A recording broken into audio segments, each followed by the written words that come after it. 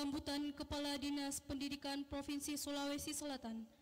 Dalam hal ini diwakili oleh Koordinator Peserta PSMA Dinas Provinsi Sulawesi Selatan. Pada Bapak Haji Misi Esos, dengan hormat disilakan.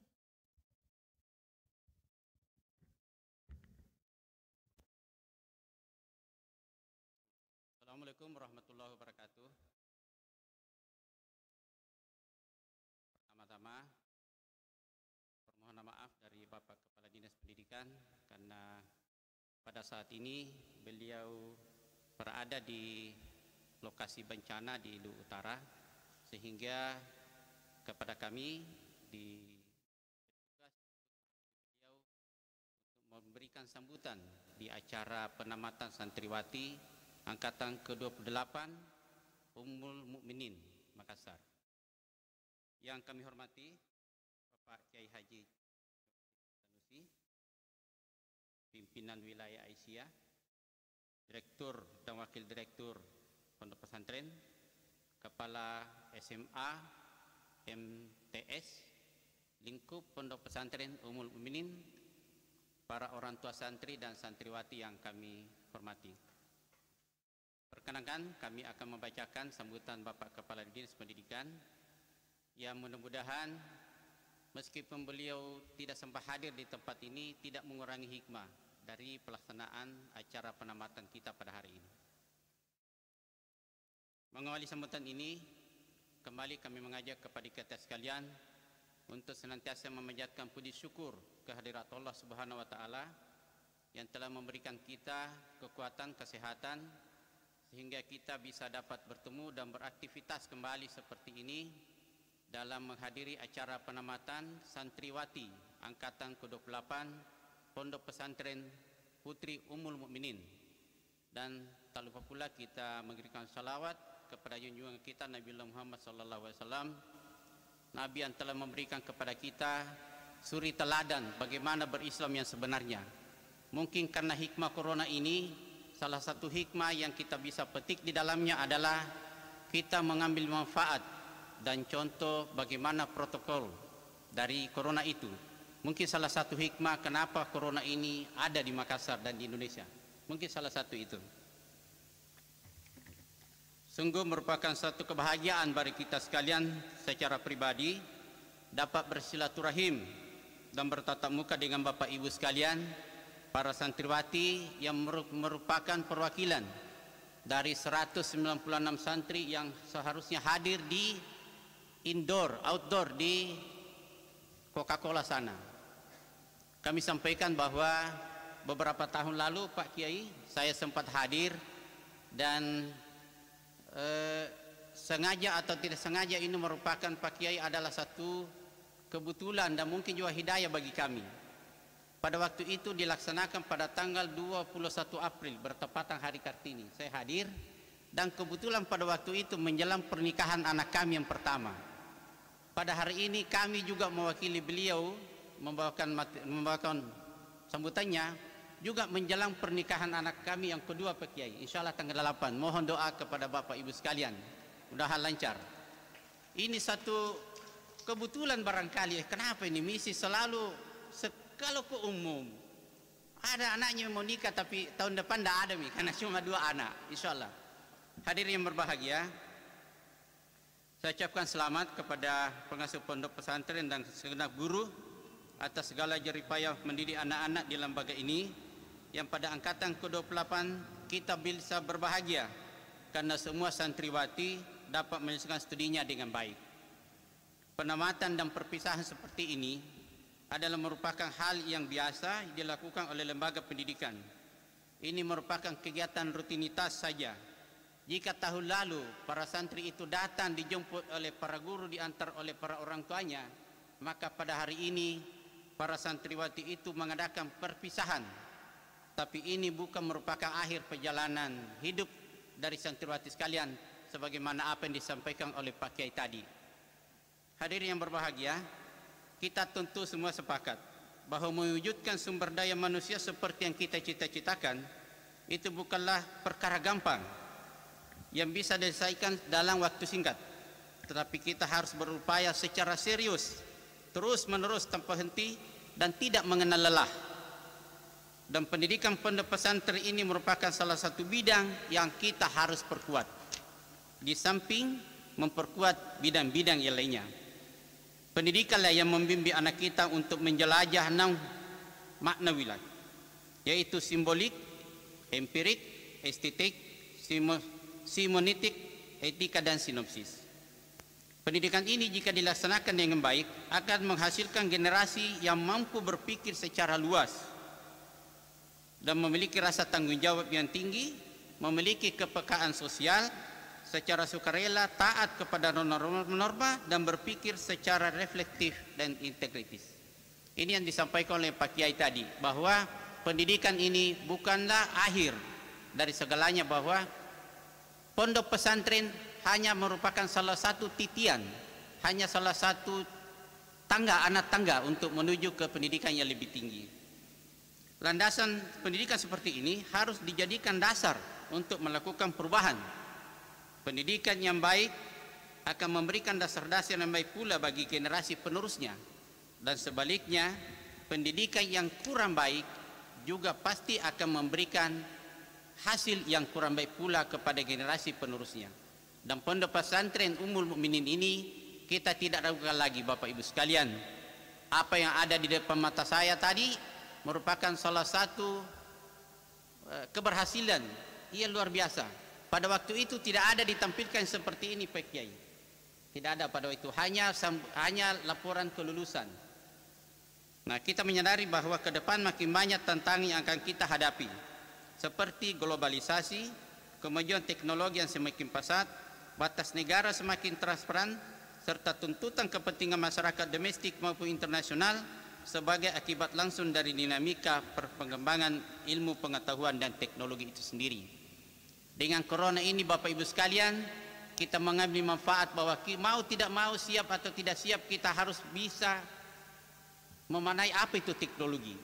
Kalau kita tidak bisa bergaul dengan teknologi, barangkali pembelajaran yang selama ini kita laksanakan di rumah, sudah pasti itu tidak akan ada gunanya.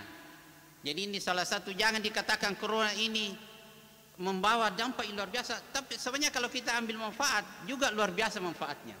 Jangan ambil sisi negatifnya, ambil sisi positifnya. Karena Pak Kiai disampaikan bahwa tidak ada yang abadi kecuali perubahan. Nah, perubahan pola pikir inilah yang kita harus dukung dan kita dorong terus kepada anak santriwati kita. Melalui kesempatan yang berbahagia ini, kita berharap pondok Ummul Mukminin ini terus berupaya dan berbenah diri agar mampu mainkan peran terkemuka dalam perkembangan intelektual, menghasilkan lulusan yang memiliki pengetahuan, profesionalisme, kompetisi, dan rasa tanggung jawab sosial yang dilandasi oleh iman dan takwa yang kokoh serta berakhlak mulia. Para lulusan diharapkan bukan saja menjadi profesional yang handal dan dipercaya, tapi juga menjadi pemimpin yang adil, pengusaha yang jujur dan bermartabat, serta pendidik yang cendekia dan mumpuni dalam ilmunya. Diharapkan pula bahwa santriwati ini selain memiliki entrepreneurship yang tinggi, juga mempunyai rasa kerjasama yang tinggi dengan masyarakat, sehingga nantinya akan menjadi suri teladan di tengah-tengah masyarakat. Hadirin yang kami hormati, sejalan dengan upaya mewujudkan manusia Indonesia seutuhnya yang terakumulasi di dalam masyarakat madani, maka pembangunan pendidikan itu berpijak pada 3 pilar kebijakan pendidikan, yaitu perluasan dan pemerataan akses pendidikan, yang kedua peningkatan mutu dan relevansi daya saing, dan penguatan tata kelola akuntabilitas dan pencitraan publik. Pendidikan sebagai bagian integral dalam proses pembangunan bangsa yang dibangun di atas paradigma baru pendidikan yang memiliki 4 pilar, yaitu pendidikan untuk semua warga negara, pendidikan yang bisa dirasakan oleh lapisan masyarakat sehingga pendidikan berperan dalam membangun masyarakat madani, tumbuh kesadaran sebagai kebutuhan masyarakat akan pentingnya pendidikan bagi kelangsungan hidupnya. Kemudian pendidikan demokratis, yaitu pendidikan yang mampu mengembangkan seluruh potensi peserta didik, menghargai perbedaan pendapat, kebebasan untuk mengaktualisasikan diri, kebebasan intelektual, kesempatan untuk bersaing, membangun moral dan mendekatkan diri kepada Sang Penciptanya. Kemudian pendidikan yang tertuju pada pendidikan lokal, yaitu mampu mengakomodir adanya perbedaan kebinekaan. Karena bagaimanapun juga kita harus mau menerima bahwa kita ini berbagi-bagi suku, bukan hanya suku Bugis, Makassar, Mandar, dan Toraja, tetapi kita mengenal adanya kebinekaan dari Sabang sampai Merauke. Kemudian pendidikan yang seimbang antara iman dan takwa, serta ilmu pengetahuan dan teknologi. Pendidikan harus dikonsepsikan sebagai aktualisasi sifat-sifat ilahi pada manusia yang disusun sebagai suatu proses sepanjang hayat. Artinya pendidikan ini tidak akan ada habisnya. Hal tersebut di atas sengaja diungkap agar ke depan Pondok Pesantren Ummul Mukminin ini tetap menjadi salah satu lembaga andalan kita di Sulawesi Selatan.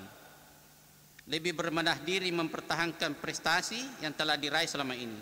Tidak cepat puas, tapi lebih meningkatkan kualitas lulusannya. Sebelum mengakhiri sambutan ini, saya sampaikan pesan dari Kepala Dinas, karena ini kami wakili Kepala Dinas, maka ada pesan-pesannya kepada kami. Tolong disampaikan ini Pak Misi, kepada segenap stakeholder dari Ummul Mukminin, yaitu kepada pengasuh dan segenap tenaga pengajar untuk tetap solid, kerja keras menjaga wibawa pondok pesantren sebagai lembaga andalan yang kita banggakan. Yang kedua, kepada orang tua santriwati, selamat atas keberhasilan putri sekalian, tetaplah membantu pondok ini dalam menjalankan amanah untuk memajukan segala program kegiatan ke depan. Karena bagaimanapun juga yang bisa, salah satu stakeholder yang bisa memajukan satu lembaga adalah lulusannya. Kalau kita tidak membicarakan kebaikan-kebaikan pondok pesantren kita keluar, saya kira akan susah orang mengenal, di mana itu Ummul Mukminin. Tapi coba kita sampaikan, dan ini sering-sering diviralkan yang mengaji, yang banyak hafal Al-Quran, insya Allah akan berbondong-bondong orang ke pondok Al-Mukminin ini. Kenapa? Karena kita ini pakai terus terang sudah, dan kita harus sikapi, kami sebagai PNS itu merasakan bahwa pembelajaran agama ini di satuan pendidikan umum itu sedikit agak terkikis. Bang, bukan itu saja Pak, kalau kita lihat perguruan tinggi itu pembelajaran agamanya kan di semester akhir Pak Kiai, bukan di awal-awal semester. Ini alasannya apa kita tidak tahu. Yang jelas kita sebagai umat Islam harus siap untuk menghadapi perkembangan ini. Jangan sampai kita lengah, jangan sampai kita menganggap perkembangan ini begini saja. Tapi satu yang kalau kita yakini bahwa kita bisa menjaga diri dan bisa mengembangkan potensi kita di masyarakat, insya Allah kita ini akan menjadi orang yang bisa menjadi teladan di tengah masyarakat, sekaligus pelindung dan memberi pengertian kepada masyarakat bagaimana bermasyarakat yang baik. Kemudian kepada santriwati yang ditinggalkan agar lebih giat belajar, ikuti prestasi kakak-kakak kalian yang baru saja menyelesaikan pendidikannya. Apa yang baik merupakan motivasi untuk kalian sehingga dapat melebihi dari prestasi yang ada. Kalau tadi 17 juz, insya Allah mudah-mudahan tahun depan penambatan di angkatan 29 kita akan mendengarkan sampai 20 bahkan lebih dari 20 juz, insya Allah. Ini tentu harus kita tanamkan tekad kita kepada pengasuh pondok pesantren, karena ini merupakan salah satu ciri pengembangan. Kalau di SMA, MA itu memang ada pembelajaran agama, tapi kan dia agak terbatas, apalagi kan boarding. Nah, boarding ini sangat terbuka kesempatan untuk kita meningkatkan daya saing siswa kita, termasuk di dalamnya adalah bagaimana itu menghafal Al-Quran. Karena kita tinggal di pondok, kita tinggal di asrama, dan pembina kita kan ada di situ, sehingga tidak ada salahnya kalau waktu-waktu, dan itu ciri khas dari boarding, bahwa ada tambahan pembelajaran di luar waktu jam belajar tatap muka yang wajib. Nah, bagi santriwati lulusan yang meninggalkan pondok pesantren ini, saya ucapkan selamat. Perjuangan Anda belum selesai, tapi merupakan pijakan untuk melangkah meraih cita-cita yang lebih tinggi. Jaga nama pondok, selalu hormat kepada guru yang telah membimbing selama ini, dan jasa mereka akan terparti dalam sanubari kalian yang tidak akan terhapus sepanjang hayat. Ingat bahwa orang tua kita bukan cuma orang tua yang ada di rumah, ibu dan bapak kita. orang tua kita sesungguhnya adalah para guru-guru kita. Itulah orang tua kita yang sesungguhnya. Dan kita berharap semoga COVID-19 ini, Pak, mudah-mudahan bisa berakhir sehingga kita bisa beraktivitas lagi seperti biasa, normal seperti biasa, bisa melakukan kegiatan di indoor di Ummul Mukminin kembali. Saya teringat Pak Kiai suatu tulisan, mudah-mudahan saya tidak keliru, dari pesan dari Ali bin Abi Thalib mengatakan bahwa didiklah anakmu sesuai dengan zamannya. Sesungguhnya anakmu akan menghadapi zaman yang berbeda dengan zamanmu. Ini merupakan titipan yang luar biasa dari suatu tulisan pesan moral dari Ali bin Abi Thalib. Kemudian kami membaca di salah satu majalah Islam yang mengatakan bahwa jika kamu mempunyai cita-cita cuma setahun, tanamlah padi. Jika cita-citamu sampai 10 tahun, tanamlah pohon. Jika cita-citamu sampai 20 tahun dan seterusnya, didiklah anak-anakmu. Ini merupakan pesan-pesan moral yang kenapa kita sampaikan di sini, Pak, karena kita ini merupakan salah satu proses bagaimana kita menciptakan generasi kita yang lebih baik insya Allah ke depan. Cukuplah kita ini yang mengalami masa suram seperti ini. Kita berharap generasi kita ke depan itu jauh lebih baik, jauh lebih sukses dari kita yang sekarang ini. Kita ini, Pak Kiai dan para pengasuh pondok pesantren, tidak pernah berpikir dan bercita-cita pasti saja kecilnya bahkan kami akan menjadi kiai, atau kami ini akan menjadi kepala sekolah, kami akan menjadi pengasuh pondok pesantren. Tidak pernah bercita-cita. Tapi Allah menghendaki karena kita menempuh jalan itu. Nah, itu pula yang menjadi pesan kepada anak-anakku sekalian, bahwa pendidikan ini yang kita jalani selama ini bukanlah satu-satunya jalan untuk duduk menjadi seorang yang istilahnya orang pegawai negeri. Bukan. Mohon maaf kalau kami keliru. Di antara 10 pintu rezeki, saya pernah membaca bahwa 9 itu ada di perniagaan. Begitu Pak Kiai. 1 persenji yang ada di kantor, yang lain itu ada di perniagaan. Oleh karena itu kita berharap bahwa para santri ini bisa mengembangkan, bisa meningkatkan terus ilmunya, jangan terpaku dengan ilmu yang ada di kuliah atau di bangku pesantren. Banyak cara lain, banyak yang kita bisa garap, banyak yang bisa kita pikirkan dan kita lakukan di tengah masyarakat, yang bisa memberikan kepada kita jaminan kehidupan yang jauh lebih menjanjikan. Dan tentu tidak lepas dengan nilai-nilai agama yang telah kita peroleh dan terus kita gali melalui Al-Quran dan hadis. Itu pesan-pesan kami. Dan filsafat orang tua Bugis Makassar mengatakan, you can if you think you can. Saya kira demikian. Wabillahi taufiq wal hidayah. Assalamualaikum warahmatullahi wabarakatuh.